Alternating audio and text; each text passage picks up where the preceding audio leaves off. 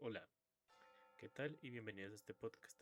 Mi nombre es Manuel, más conocido como Mago, y hoy quiero hablarles sobre un artículo bastante interesante que se llama Música espectral minimalista, el caso de las músicas para voz y las campanas de Llorens Barber, escrito por Isaac Diego García Fernández. La idea es un poco explicar, sobre todo reflexionar cómo cambia nuestra forma de entender la música cuando dejamos de pensar en notas y empezamos a pensar en el sonido como tal. Primero, muy importante, pongámonos en contexto. Durante mucho tiempo la música se entendía como algo muy estructurado, melodías, armonías, ritmos, todo organizado de forma bastante lógica.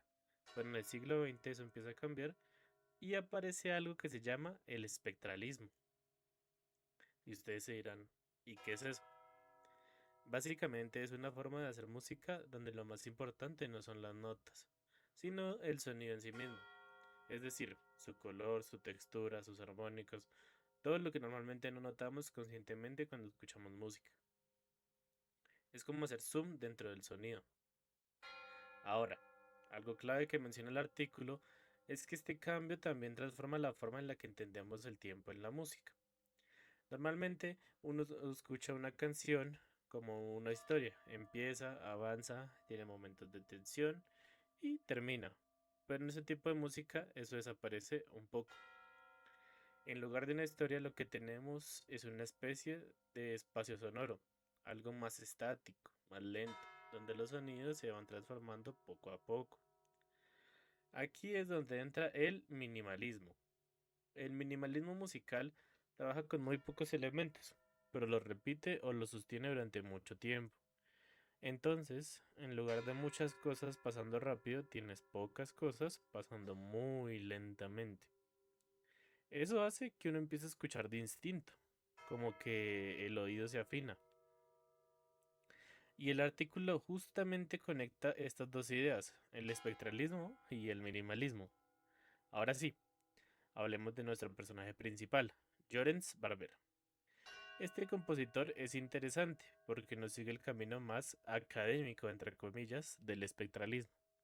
Mientras otros compositores analizaban el sonido con computadoras y fórmulas, él hace algo mucho más directo, experimenta el sonido de forma intuitiva, es decir, prueba, escucha y explora.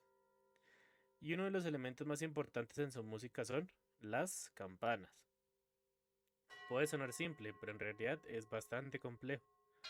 Las campanas tienen un sonido muy rico, lleno de armónicos, no suenan como un piano o una guitarra, donde las notas están claramente definidas. En cambio, producen un montón de frecuencias al mismo tiempo, algunas incluso un poco desafinadas. Y eso las hace perfectas para explotar el sonido de un enfoque espectral. Pero Barber no solo se queda en las campanas, también usa su propia voz, específicamente una técnica llamada canto difónico. Esto significa que puede producir varios sonidos a la vez, una nota base y otros sonidos más agudos que salen de los armónicos. Entonces, imagínense esto, una campana sonando de forma repetida y encima una voz que va resaltando diferentes partes de ese sonido. Lo interesante es que en cierto punto ya no se distingue qué es la campana y qué es la voz, se mezclan. Y eso es clave en la propuesta, la idea de que el instrumento y el intérprete se vuelvan uno solo. A esta técnica él le pone el nombre bastante curioso. Linguofarincampanología se llama. Es un nombre muy extraño, si me lo preguntan a mí. Y sí, suena complicado, pero la idea es sencilla. Usar la boca, la garganta y el cuerpo para interactuar con el sonido de la campana y modificarlo. Otro punto importante del artículo es cómo Barber trabaja el tiempo. Sus obras no van hacia adelante, entre comillas, como en una canción tradicional. Más bien se quedan en un mismo lugar, o sea, no van cambiando o cambian muy lentamente. Es como mirar al mar. No hay una historia, pero tampoco es estático. Siempre está pasando algo, aunque sea sutil. Y esto tiene un efecto interesante en quien escucha. Te obliga a prestar atención de otra manera, a notar detalles pequeños, a entrar en el sonido.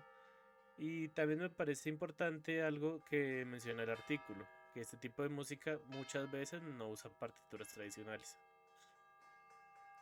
En vez de eso, hay guías o indicaciones generales, hasta incluso improvisación. Esto refuerza la idea de que lo importante no es tanto la estructura escrita, sino también la experiencia sonora en el momento.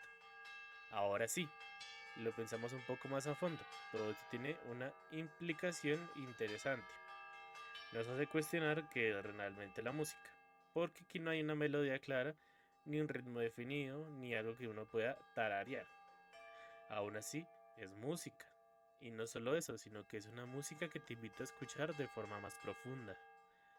A veces estamos acostumbrados a escuchar música como fondo mientras hacemos otras cosas, pero ese tipo de obras no funcionan así. Necesitan atención y casi que te obligan a detenerte. Creo que ahí está uno de los aportes más valiosos de este artículo. No solo explica una corriente musical, sino que también nos hace reflexionar sobre nuestra forma de escuchar. Conclusión. Joris Barber representa una forma muy particular de entender el espectralismo. Más que el análisis científico, lo suyo es exploración directa. Más que estructuras complejas, hay simplicidad, pero una que abre la puerta a una enorme riqueza sonora.